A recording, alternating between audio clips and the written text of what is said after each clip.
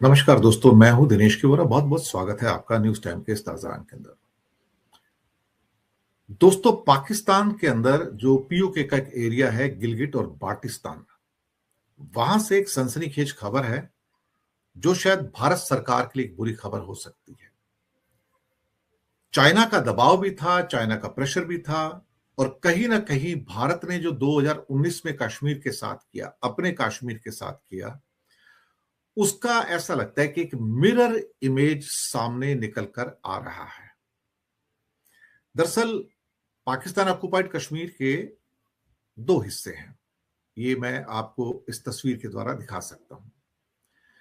इसमें एलओसी आप देख पाएंगे कि एलओसी के ऊपर का हिस्सा ब्लू और जो खास तौर से येलो लेफ्ट पार्ट है, ये पाकिस्तान ऑक्युपाइड कश्मीर है सारा, लेकिन हम इसे लिख नहीं सकते क्योंकि हमें अनुमति नहीं है इस बात की। गिलगिट बाल्टिस्तान का एरिया लगभग 72,000 किलोमीटर का, और जो येलो स्ट्रिप है छोटी वाली मुजफ्फराबाद की, वो करीब 12-13 हजार स्क्वायर किलोमीटर, तो 80-85 हजार स्क्वायर किलोमीटर का एरिया पीओके का है। इसमें करीब गिलगिट बाल्टिस्तान का एक 5,000 स्क्वायर किलोमीटर का हिस्सा था शाक्स गम वैली, जो 1963 के अंदर पाकिस्तान ने गिफ्ट दे दिया था चाइना को। अब यहां पर चाइना के बहुत सारे प्रोजेक्ट्स हैं, वहां पे हाईवेज हैं, उनके काफी हेलीपैड्स भी हैं, रनवेज बनाने की कोशिश की जा रही है। तो 5,000 स्क्वायर किलोमीटर का इलाका उनके लिए गिफ्ट है, और सियाचिन ग्लेशियर भी उसके साथ में, जिसके ऊपर डिस्प्यूट है। LAC भी इसके अंदर मैप के अंदर दिया हुआ है, जो लाइन ऑफ एक्चुअल कंट्रोल है, ये चाइना को और इंडिया को डिवाइड करती है। अक्साई चिन का हिस्सा नक्शे में तो हमारा है, लेकिन है चाइना के कंट्रोल में 1962 से। और जो LOC के पार जो सारा दो हिस्से हैं, एक येलो वाला मुजफ्फराबाद का जो हिस्सा है, और एक गिलगिट बाल्टिस्तान बड़ा हिस्सा है, ये पाकिस्तान के कंट्रोल में है। अब सारा मुद्दा निकल के आया गिलगिट बाल्टिस्तान का। साहब, गिलगिट बाल्टिस्तान का हिस्सा वो हिस्सा है जहां पर से सीपेक प्रोजेक्ट निकल कर जाता है। CPEC, China Pakistan economic corridor. क्योंकि शाक्सगम वैली के ऊपर आप देखोगे तो यहां पर मैंने लिखा तो नहीं है, लेकिन वहां पर जिंजियांग प्रोविंस आता है चाइना का, और वहां से ये पूरा हाईवे और जो प्रोजेक्ट्स हैं सीपेक 1.0 के और सीपेक 2.0 के जो आए हैं अभी, वो यहां से होके गवादर पोर्ट, जो कि अरब सागर है, वहां जुड़ जाता है। बस यहीं से परेशानी इंडिया के स्टार्ट हुई है। भारत ने अपने कश्मीर को दो टुकड़ों में तोड़ दिया, जैसे कि इसमें दिखाया हुआ है। पेपर के ऊपर दो टुकड़े हैं, एक येलो पार्ट है जिसको जम्मू कश्मीर कहा जाता है, और एक नीला पार्ट है जिसको लद्दाख कहा जाता है। ये भारत उसको अपना बताता है, लेकिन एलओसी और एलएसी के जो बीच का जो हिस्सा है लद्दाख का, सिर्फ वही भारत के पास है। और एलओसी के राइट में जो येलो पार्ट है, वही हिस्सा भारत के पास है, बाकी हिस्सा भारत के पास नहीं है। एलएसी के बाहर भी जो अक्साई चीन है, वो भी भारत के पास नहीं है। तो यानी कि समझो 45% के अराउंड जो कश्मीर है, वो पाकिस्तान और चाइना के कब्जे में है। अब 2019 में क्या किया, इंडिया ने अपने कश्मीर का बंटवारा कर दिया, 370 अबॉलिश कर दिया, 35 से अबॉलिश कर दिया, लद्दाख को अलग कर दिया और कश्मीर को अलग कर दिया, दोनों की अहमियत घटा दी। ये मोदी सरकार चाहती थी कि कश्मीर के लोगों पर चोट की जाए, लद्दाख के लोगों पर चोट की जाए, तो दो टुकड़ों में बांट दिया। दो टुकड़ों में बांटने के बाद जख्मों के ऊपर और नमक छिड़का गया, जब इनका राज्य का दर्जा छीन लिया गया और इनको यूनियन टेरिटरी में कन्वर्ट कर दिया गया। इसके बाद से पाकिस्तान के ऊपर बहुत दबाव था कि वो कुछ इसी किस्म का एक्शन ले अपने एरिया के अंदर। अल्टीमेटली चाइना की ओर से एक प्रेशर आ रहा था यहां पर, और वो प्रेशर ये था कि जो गिलगिट बाल्टिस्तान का जो हिस्सा है, उस हिस्से को आप पाकिस्तान के अंदर पूरी तरह से एसिमिलेट कर लो, उसको एक अलग एक एडमिनिस्ट्रेटिव जोन काउंट मत करो, तो उसको पूरा का पूरा अपने पाकिस्तान के अंदर एसिमिलेट करके अपने कॉन्स्टिट्यूशन के अंदर एक किस्म से पूरा ऐसा ही दर्जा दो जैसे इंडिया ने अपने जम्मू कश्मीर को दिया हुआ है, लद्दाख को दिया है। अब चाइना का दबाव था, क्योंकि चाइना का प्रोजेक्ट यहां से जाता है तो वो प्रॉब्लम में पड़ता है। चाइना की फोर्सेस तो है खैर वहां पे, लेकिन अल्टीमेटली अब गिलगिट बाल्टिस्तान की असेंबली में वो प्रपोजल पास हो गया। अब ये जाएगा कॉन्स्टिट्यूशनल अमेंडमेंट के लिए इस्लामाबाद, और वहां पर एक फॉर्मेलिटी है, उनको पूरी करनी है, क्योंकि पाकिस्तान मुस्लिम लीग हो या पीपीपी हो, सब ने उसको एग्री किया है, तो वहां पर कोई भी डिसएग्रीमेंट नहीं है। तो ये पांचवा प्रोविंस बनने जा रहा है पाकिस्तान का, पंजाब, सिंध, बलूचिस्तान और खैबर पख्तूनख्वा के बाद, जिसे केपी कहते हैं। 1947 के बाद में महाराजा हरि सिंह ने एक इंस्ट्रूमेंट ऑफ एक्सेसिबिलिटी पर साइन किए थे, जिसके द्वारा जम्मू कश्मीर पूरा भारत में शामिल हो गया था। लेकिन उसके बाद फिर पाकिस्तान के कुछ उधर से कबायली अटैक हुए थे, और फिर कई हिस्सा जो था उसका कश्मीर का उन्होंने पाकिस्तान में मिला लिया था, जिसे वो आजाद कश्मीर कहता है, आजाद जम्मू एंड कश्मीर कहता है। इसका अलग प्रेसिडेंट, प्राइम मिनिस्टर, कॉन्स्टिट्यूशन है। हालांकि टोटल कंट्रोल तो इस्लामाबाद के पास है, लेकिन गिलगित बाल्टिस्तान को पहले नॉर्दर्न एरियाज कहा जाता है। 2009 में पाकिस्तान ने इसको एक एडमिनिस्ट्रेटिव फ्रीडम दिया, लेकिन इसे कभी भी एज ए प्रोविंस नहीं बनाया, जैसे कि या स्टेट नहीं बनाया, जो कि पंजाब, सिंध, बलूचिस्तान वगैरह है, लेकिन ताकि उसका यूएन का जो प्लेबिसाइट का रुख कमजोर रहा हो। लेकिन अब क्या है कि अब इसको 5वां प्रोविंस बनाने की प्रोसेस स्टार्ट हो गया है, और इसके पीछे बहुत सारी चीजें हैं। चाइना का बहुत दबाव था कि सीपेक की सुरक्षा करनी है। चाइना पाकिस्तान इकोनॉमिक कॉरिडोर यहीं से होकर गुजरता है, गिलगित बाल्टिस्तान, यहीं पे स्कर्दू का भी शहर है और गिलगित टाउन भी है।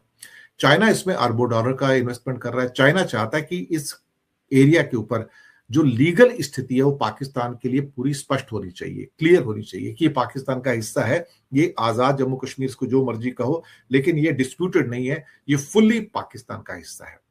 अब इसके अंदर जो है संवैधानिक यानी कि कॉन्स्टिट्यूशनल एसिमिलेशन जो है वो पूरा का पूरा अमेंडमेंट करके उसको मिला लिया जाएगा। ये कुछ वही है जो भारत ने 2019 में किया था। हमने 2019 के अंदर क्या किया था कि जम्मू कश्मीर का पुनर्गठन किया था। फिलहाल गिलगित बाल्टिस्तान को 5th प्रोविंस बनाने को लेकर भारत की तीखी प्रतिक्रिया आई और ये कहा कि भाई ये तो इनको तो कोई अधिकार ही नहीं है। ये जब इंडिया ने 2019 में 370 खत्म किया था, जम्मू कश्मीर के टुकड़े किए थे, यूटी बनाया था, तब पाकिस्तान ने भी ये कहा था कि आपको तो करने का राइट ही नहीं, आप कर कैसे रहे हैं, ये तो पाकिस्तान का कश्मीर है ये।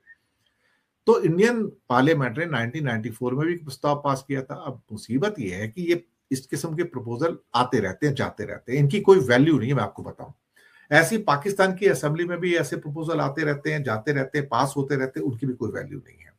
ये सिर्फ क्या होते हैं ना कि चेस्ट थंपिंग होता है ना कि हाँ कश्मीर मेरा है, कश्मीर मेरा है। अब उनका कश्मीर उनके पास है, हमारा कश्मीर हमारे पास है, चाइना कश्मीर चाइना के पास है। 80 साल से यही कंडीशन है साहब। 1962 का थोड़ा सा कम टेन्योर है, लेकिन कंडीशन यही है। अब इंडिया कहता है कि सभी हिस्सों को खाली करना होगा। देखो जी, अब जिसका जो कब्जा हो गया सो हो गया, यहाँ पर कोई चीज खाली तो होती नहीं है।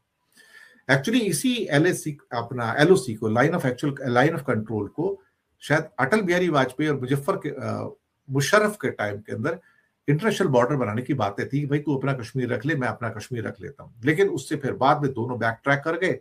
हालांकि इस पर सुना समझौता हो गया था कि भाई और कितना लड़ेंगे इसके ऊपर, जो कश्मीर तेरे पास है तू रख ले, जो मेरे पास है मैं रख लेता हूं, और अब लड़ना झड़ना बंद कर दो। लेकिन अब गिलगित बाल्टिस्तान को प्रोविंस बनाने से चाइना और पाकिस्तान की जुगलबंदी ज्यादा होगी और लद्दाख के अंदर जो हमारा संकट है और बढ़ेगा। अगर आप देखोगे 2019 में भारत ने क्या किया, 370 हटा दिया, 35 से हटा दिया, और तो और जम्मू कश्मीर को 2 टुकड़ों में डिवाइड कर दिया, जम्मू कश्मीर और लद्दाख में कर दिया, दोनों को यूनियन टेरिटरी में कन्वर्ट कर दिया। जम्मू कश्मीर में तो असेंबली भी दे दी, लद्दाख से असेंबली भी छीन ली। अब उनके पास वो कॉन्स्टिट्यूशनल राइट्स भी नहीं है, अब वो डेमोक्रेटिक राइट्स भी उनके खत्म कर दिए गए। तो इसका मतलब है कि फिर भारत ने साफ किया कि जम्मू कश्मीर का जो स्पेशल दर्जा था वो खत्म हो गया है, अब वो इंडियन कॉन्स्टिट्यूशन के दायरे में आ गया। पाकिस्तान वही कर रहा है कि जो स्पेशल दर्जा था गिलगित बाल्टिस्तान का वो खत्म हो गया है, अब वो पाकिस्तान के कॉन्स्टिट्यूशन में आ गया है।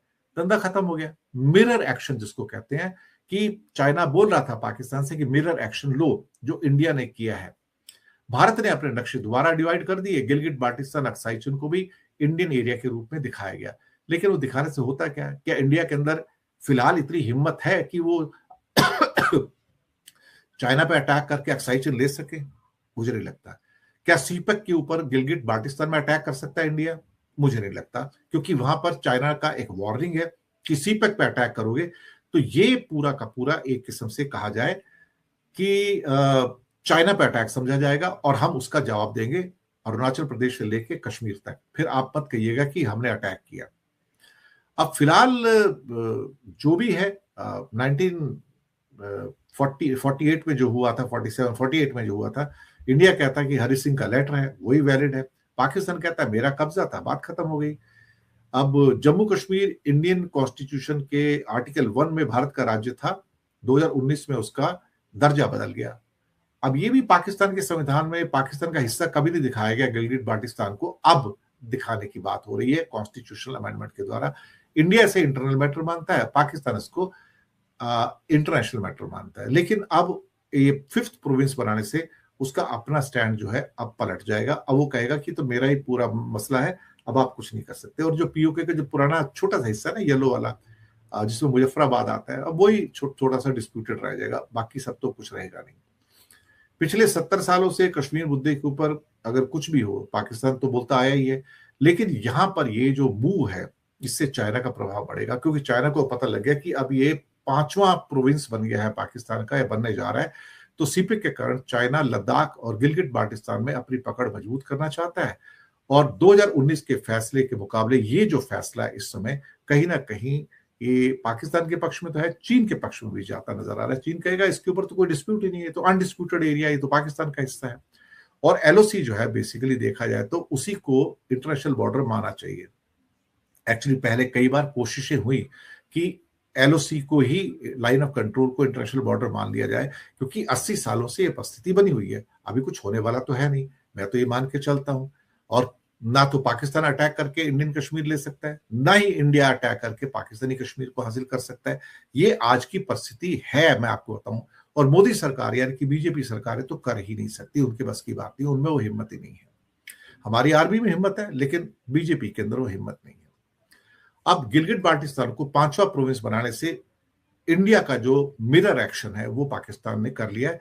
भारत इसको अपनी सॉवरेनिटी के ऊपर अटैक मानता है और कहा है कि हमने 2019 में अपने जम्मू कश्मीर को रीऑर्गेनाइज किया है।